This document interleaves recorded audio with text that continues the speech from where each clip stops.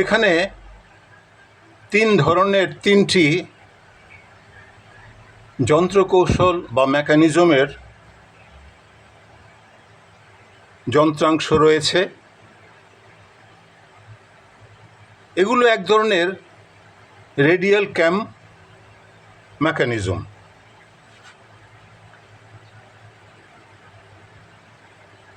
এখানে যে তিনটি জিনিস রয়েছে এগুলো এক ধরনের রেডিয়াল ক্যাম।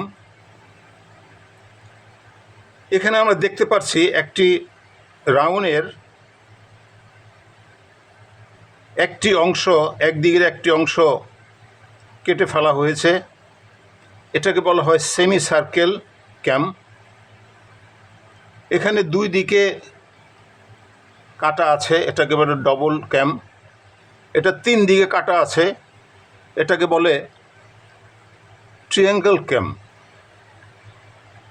এই ধরনের 4টি, 5টি, 6টি বা আরও অধিক কাটা থাকতে পারে।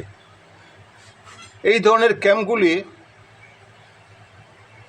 পেট্রোল ইঞ্জিনের ডিস্ট্রিবিউশনের মধ্যে থাকে এবং বিভিন্ন মেশিনে, যন্ত্রে থাকতে পারে।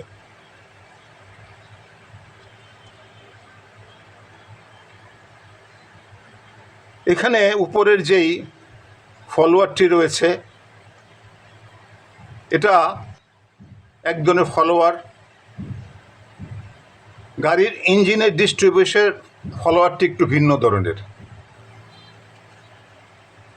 এখানে আমরা দেখতে পাচ্ছি এই ফলোয়ারটি কিভাবে কাজ করছে।